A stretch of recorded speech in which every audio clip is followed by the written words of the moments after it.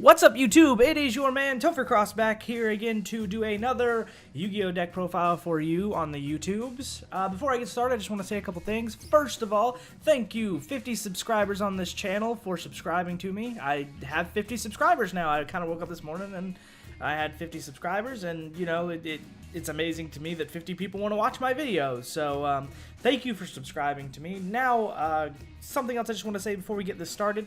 I've been doing physical deck profiles before this, and now I'm doing the Yu-Gi-Oh! Pro deck profiles, and I wanted to see which one you guys like better. I didn't get any response really on my last video, except, you know, good job on the deck profile, stuff like that, but I don't know if you want to do the physical deck profiles or you like the Yu-Gi-Oh! Deck profiles better. The bonus to me being able to do the Yu-Gi-Oh! Pro deck profiles is that you get more. I'll be able to put more deck profiles out because I don't have to wait for the cards. And the benefit of me doing a physical deck profile is I could typically lay the cards down in front of the camera so you know exactly what I'm talking about. But I'm going to try to do this one just, you know, to make it pretty good. But without further ado, let's get into the first Yu-Gi-Oh! Pro deck profile I'm doing on this deck. BlueEyes White Dragon Exodia deck. Now, I have it sorted out a really weird way. I have, normally I'd put the magic cards before the trap cards, but the way I have it sorted out here is I have my monsters, then I have my draw power, and then I have my stall power deck. This entire deck isn't a get Exodia out turn one deck. It's more like a stall until you have Exodia in your hand deck. It works more often than not. I've tried other decks. This one's worked out the best. I've been playing it for about 2 months now. I've been having varying success. This most recent version, I typically win, I would say, about 60% of the games I play. In an Exodia deck, that's not too bad. It's definitely not a competitive deck, I wouldn't say. When the new format comes out, it might actually be a lot more competitive. Without further ado, let's get on to the actual deck. First, we're going to do 3 BlueEyes White Dragons. We got those 3 right here. BlueEyes White Dragon is essential to this deck for 2 reasons. First of all, if you can see a little later down the deck profile, I got trade-in. And it is also good for getting those BlueEyes alternatives out. You'll very rarely actually play BlueEyes. Occasionally you will. You will use a Scape Ghost to get BlueEyes out. So, but for the most part, he is just fodder for you to use trade-in or to discard if you use, shoot, what is it called? Dark World Dealings and cards like that. So that's what BlueEyes is in the deck for. He is definitely the header of the deck, him and Exodia, but that's why you want to use him in the deck. Next, we have all 5 pieces of Exodia. Very, very, very important to an Exodia deck. Now, this deck is legal, so there is only 1 of each piece of Exodia in the deck. Obviously, the point of the deck is to have 5 of him in your hand, and if you do, you win the game automatically, so that's the point.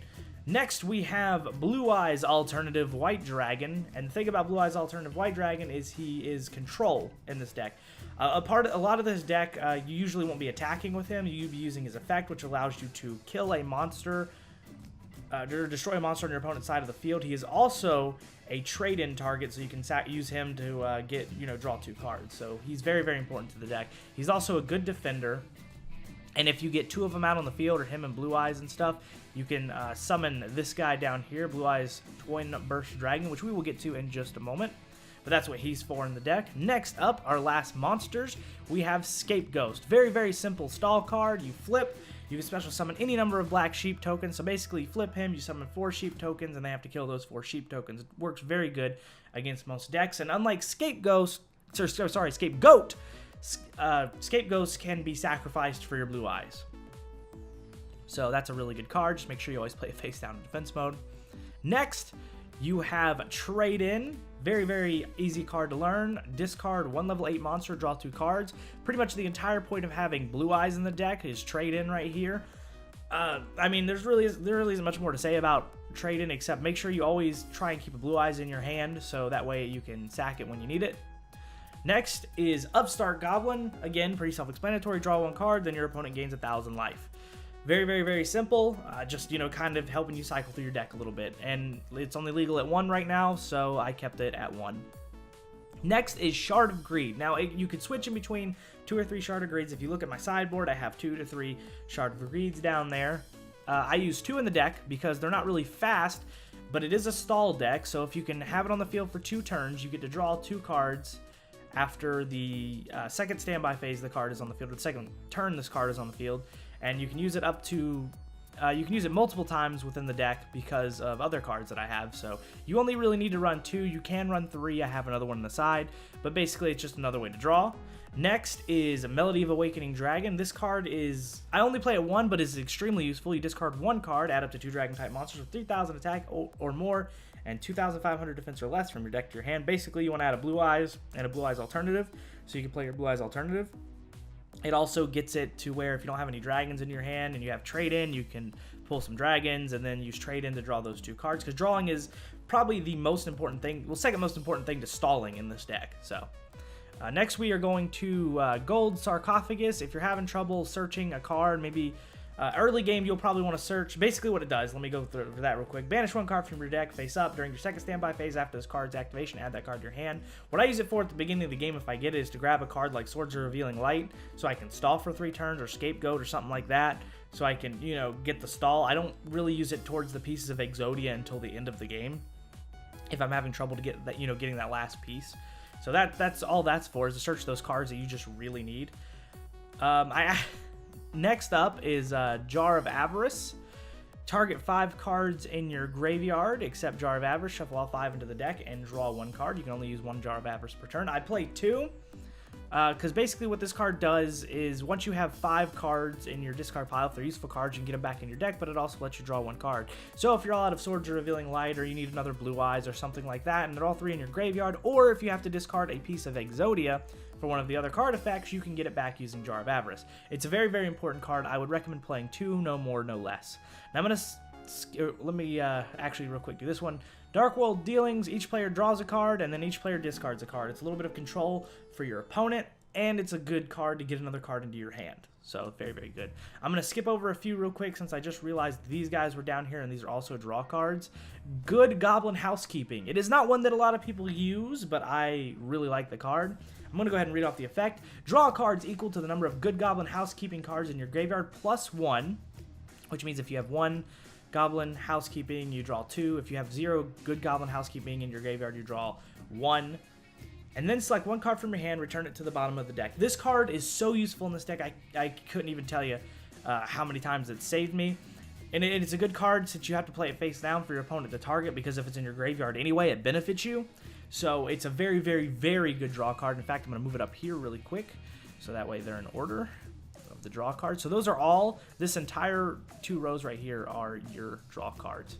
But yeah, definitely play some Good Goblin Housekeeping in your deck. I would recommend running no less than 3 because you can recycle them. Always keep 1 in your graveyard though, because you want the other, you know, you want to be able to draw at least 2 cards. Next is Swords of Revealing Light. I think everybody who immediately saw this knows why I'm playing it. Flip all the monsters your opponent controls face up. While this card remains on the field for 3 of your opponent's turns, or this card remains up on the field for 3 of your opponent's turns, while this card is face up on the field, monsters your opponent controls cannot declare an attack. Pretty simple. You get 9 turns of stall there, assuming you don't use Jar of Avarice to get some of these back.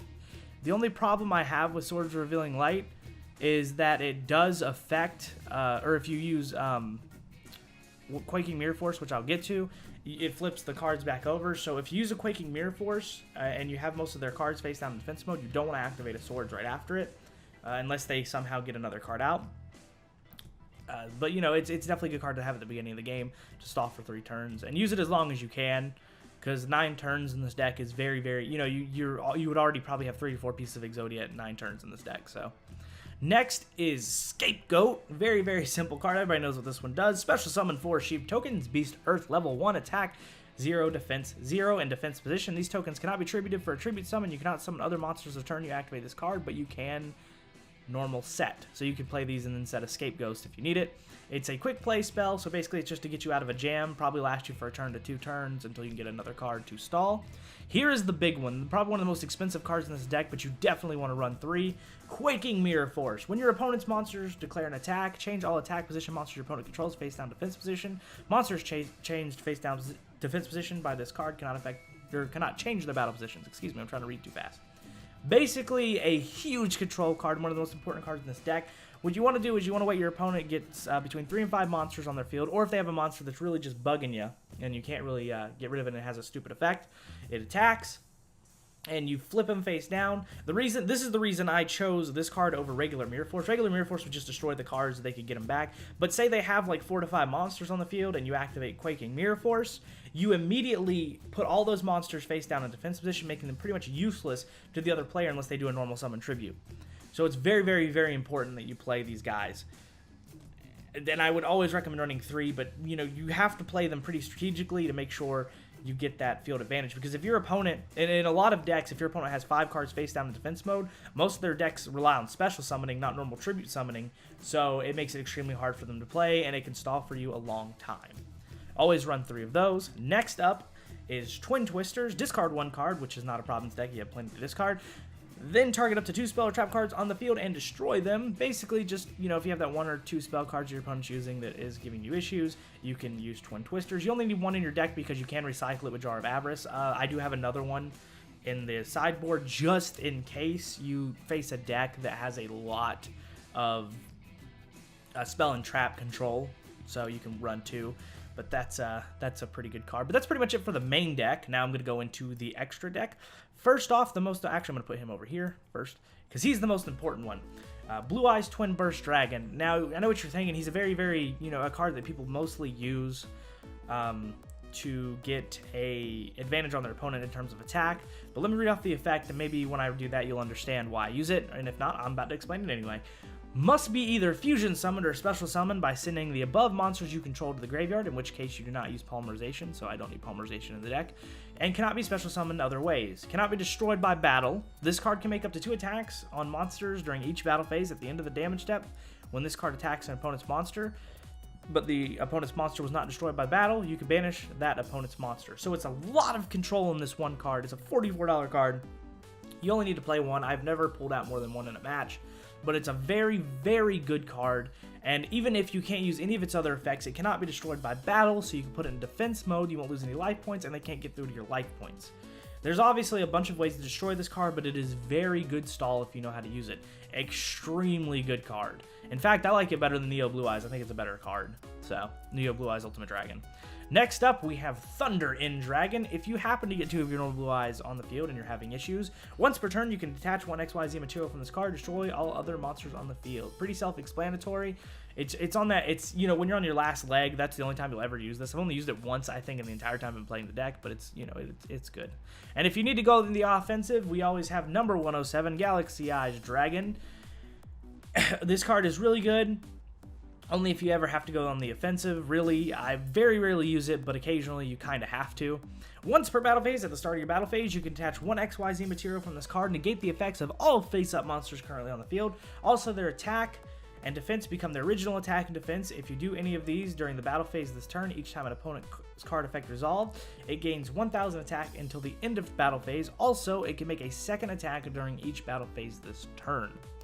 Very, very, very good card, and you know, just kind of if you need to get some attacks in, or maybe they banished a piece of Exodia, so you're going on the offensive, so you still have a chance to win the game even if they manage to get rid of an Exodia piece. So that's basically what he's another. Both the XYZ in this deck are last ditch effort cards. But that is my BlueEyes Exodia deck, and I will be doing a play with this one and my recently done Dark Magician deck profile very soon for you guys. Thank you for watching my video, and if you have any questions, let me know. Please let me know what you think of this completely legal Exodia deck, and if you have any suggestions, let me know, because I've been building this deck for about 2 or 3 months now, and you know, I think it's good, and I think it's pretty good, and it does good against the people I play, but maybe, you know, you're just the best Yu-Gi-Oh player, and you can think of like 6 ways around it with that one deck that you use, you know what I mean?